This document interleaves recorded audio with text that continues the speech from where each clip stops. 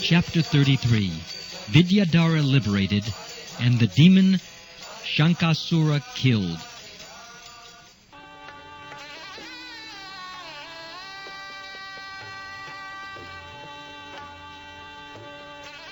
Once upon a time, the cowherd men of Vrndavana, headed by Nanda Maharaja, desired to go to Ambikavana to perform the Shivaratri performance. The Ras Leela was performed during the autumn, and after that, the next big ceremony is Holi, or the Dolayatra ceremony. Between the Dolayatra ceremony and the Ras Leela ceremony, there is one important ceremony called Shivaratri, which is especially observed by the Shaivites, or devotees of Lord Shiva. But sometimes the Vaishnavas also observe this ceremony because they accept Lord Shiva as the foremost Vaishnava. But the function of Shivaratri is not observed very regularly by the bhaktas or devotees of Krishna.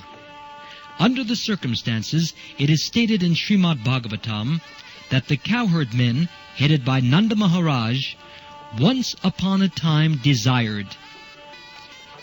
That means that they were not regularly observing the Shivaratri function, but that once upon a time they wanted to go to Ambikavana out of curiosity. Ambikavana is situated somewhere in the Gujarat province.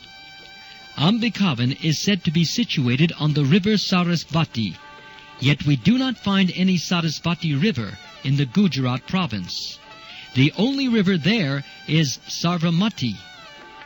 In India, all the big places of pilgrimage are situated on nice rivers like the Ganges, Yamuna, Sarasvati, Narmada, Godavari, and Kaveri. Ambikavana was situated on the bank of the Sarasvati, and all the cowherd men and Nanda Maharaj went there.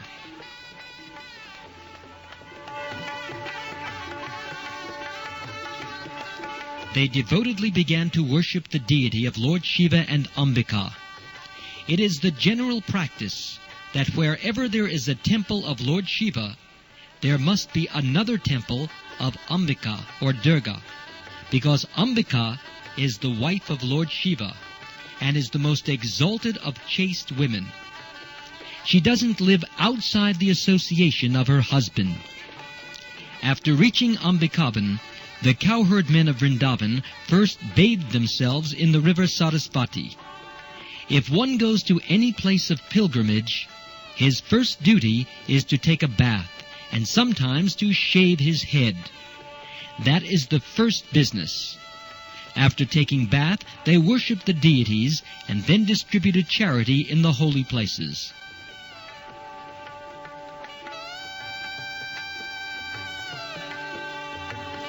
According to the Vedic system, charity is given to the Brahmins.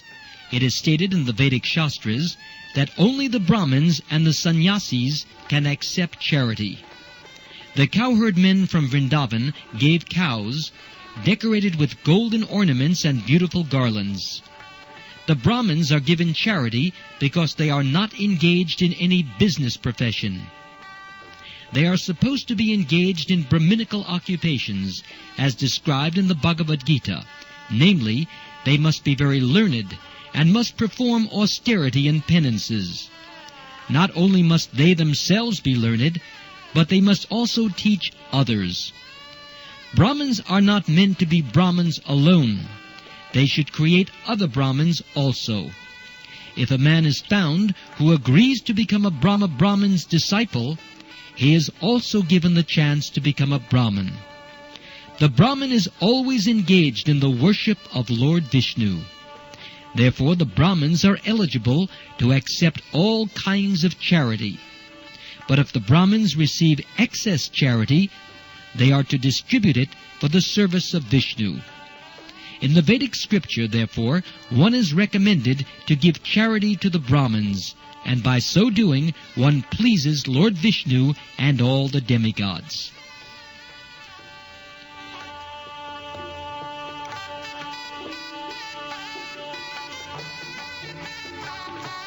The pilgrims take bath worship the deity, and give charity. They are also recommended to fast 1 day. They should go to a place of pilgrimage and stay there at least for 3 days. The first day is spent fasting, and at night they can drink a little water because water does not break the fast. The cowherd men, headed by Nanda Maharaj, spent that night on the bank of the Sarasvati. They fasted all day and drank a little water at night. But while they were taking rest, a great serpent from the nearby forest appeared before them and hungrily began to swallow up Nanda Maharaj. Nanda began to cry helplessly, "My dear son Krishna, please come and save me from this danger. This serpent is swallowing me." When Nanda Maharaj cried for help, all the cowherd men got up and saw what was happening. They immediately took up burning logs and began to beat the snake to kill it. But in spite of being beaten with burning logs, the serpent was not about to give up swallowing Nanda Maharaj.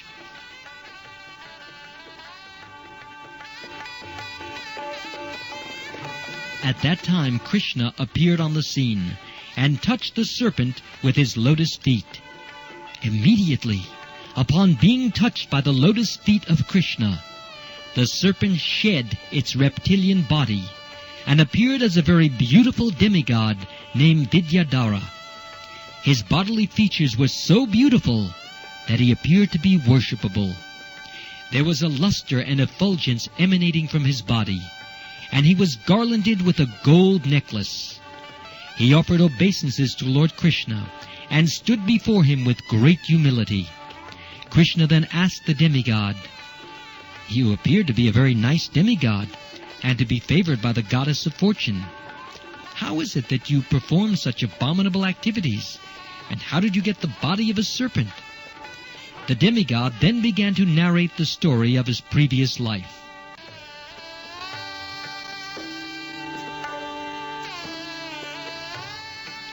"My dear Lord," he said, "in my previous life I was named Vidyadhar and was known all over the world for my beauty.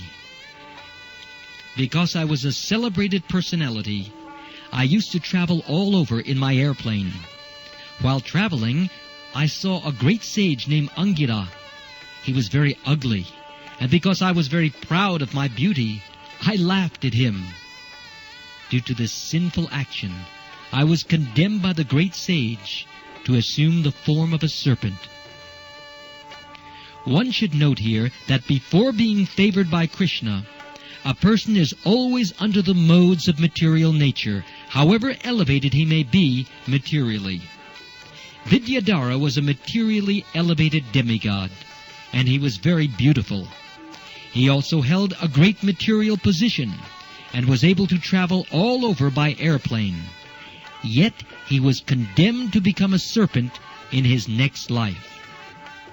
Any materially elevated person can be condemned to an abominable species of life if he is not careful. It is a misconception that after reaching the human body, one is never degraded. Vidyadhar himself states that even though he was a demigod, he was condemned to become a serpent. But because he was touched by the lotus feet of Krishna, he immediately came to Krishna consciousness. He admitted, however, that in his previous life he was actually sinful. A Krishna-conscious person knows that he is always the servant of Krishna. He is most insignificant, and whatever good he does is by the grace of Krishna and the spiritual master.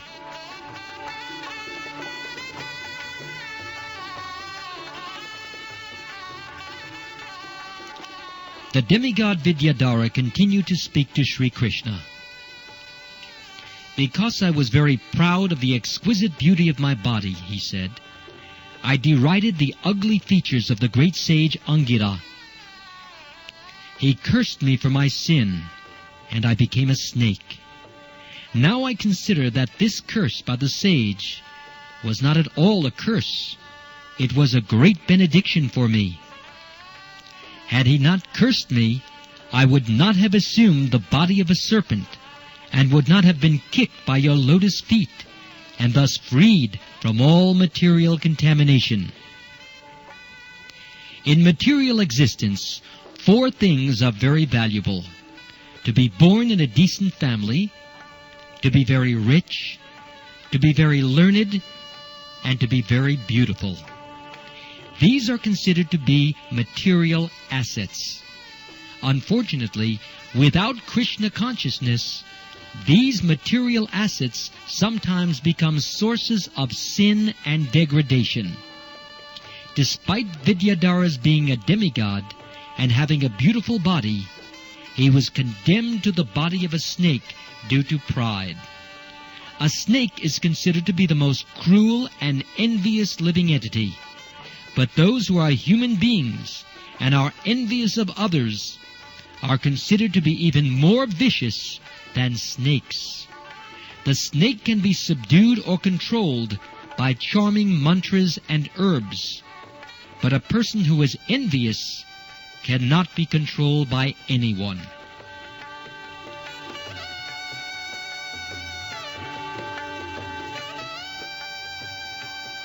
My dear Lord, Vidyadhara continued, now, since I think I have become freed from all kinds of sinful activities, I am asking your permission to return to my abode, the heavenly planet.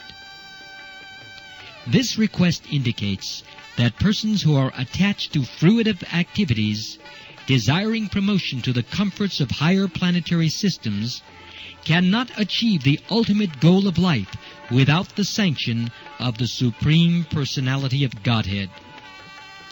It is also stated in the Bhagavad Gita that the less intelligent want to achieve material benefits and therefore worship different kinds of demigods, but they actually get the benediction from the demigods through the permission of Lord Vishnu or Krishna. Demigods have no power to bestow material profit. Even if one is attached to material benediction, he can worship Krishna, the Supreme Personality of Godhead, and ask Him. Krishna is completely able to give even material benediction. There is a difference, however, between asking for material benediction from the demigods and from Krishna. Dhruva Maharaj worshipped the Supreme Personality of Godhead for material benediction. But when he actually achieved the favor of the Supreme Lord and saw Him, he was so satisfied that he refused to accept any material benediction. The intelligent person does not ask favors from or worship the demigods. He directly becomes Krishna conscious, and if he has any desire for material benefit, he asks Krishna, not the demigods.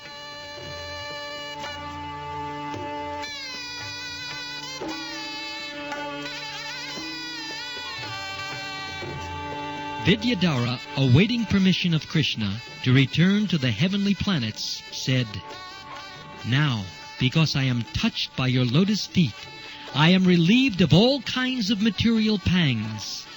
You are the most powerful of all mystics. You are the original Supreme Personality of Godhead. You are the master of all the devotees. You are the provider of the planetary systems, and therefore I am asking your permission. You may accept me as fully surrendered unto you. I know very well that persons who are constantly engaged in chanting your holy name attain release from all sinful reactions, and certainly persons who are fortunate enough to be personally touched by your lotus feet are freed. Therefore, I am sure that I am now relieved of the curse of the Brahmin simply by being touched by your lotus feet.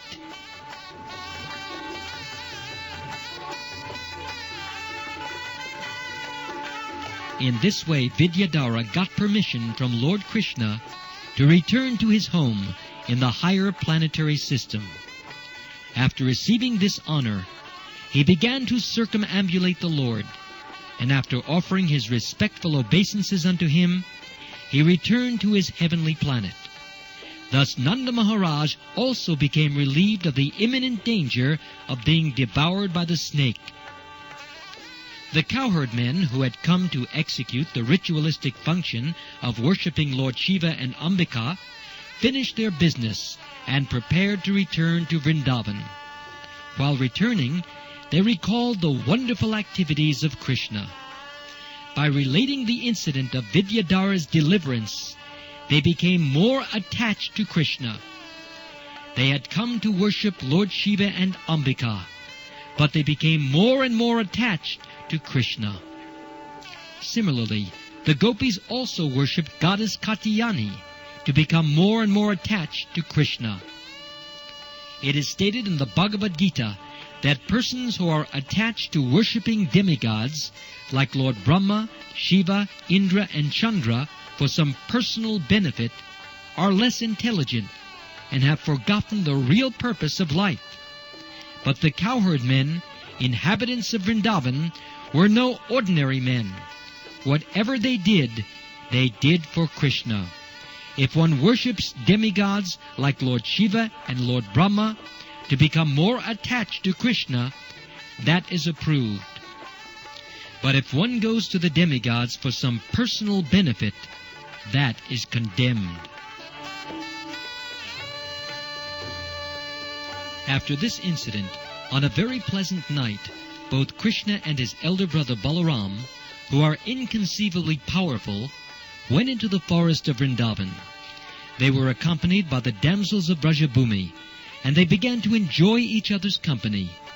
The young damsels of Vraja were very nicely dressed and anointed with pulp of sandalwood and decorated with flowers. The moon was shining in the sky, surrounded by glittering stars.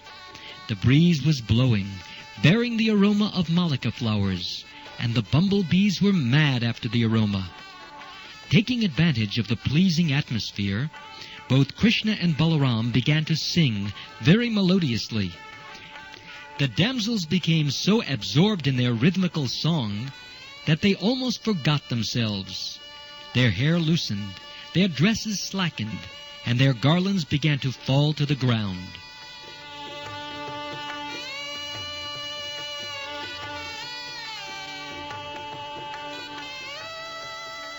At that time, while they were so much absorbed, almost in madness, a demon associate of Kuvera, the treasurer of the heavenly planets, appeared on the scene.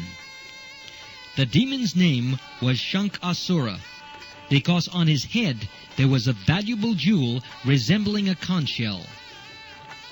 Just as the two sons of Kuvera were puffed up over their wealth and opulence, and did not care for Narada Muni's presence, this Sankhasura was also puffed up over material opulence. He thought that Krishna and Balaram were two ordinary cowherd boys enjoying the company of many beautiful girls. Generally, in the material world, a person with riches thinks that all beautiful women should be enjoyed by him. Sankhasura also thought that since he belonged to the rich community of Kuvera, he, not Krishna and Balaram, should enjoy the company of so many beautiful girls. He therefore decided to take charge of them.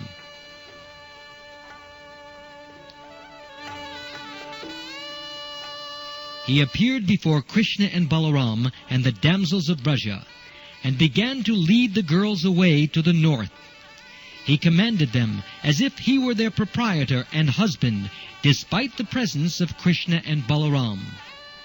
Being forcibly taken away by Sankhasura, the damsels of Vraja began to call the names of Krishna and Balaram for protection. The two brothers immediately began to follow them, taking up big logs in their hands. "Don't be afraid, don't be afraid," they called to the gopis. "We are coming at once to chastise this demon." Very quickly they reached Sankhasura. Thinking the brothers too powerful, Sankhasura left the company of the gopis and ran for fear of his life. But Krishna would not let him go. He entrusted the gopis to the care of Balaram and followed Sankhasura wherever he fled. Krishna wanted to take the valuable jewel resembling a conch shell from the head of the demon. After following him a very short distance, Krishna caught him, struck his head with his fist, and killed him. He then took the valuable jewel and returned. In the presence of all the damsels of Braja, he presented the valuable jewel to his elder brother Balaram. Thus ends the Bhaktivedanta purport of the 33rd chapter of Krishna, Vidyadhar liberated and the demon Sankhasura killed.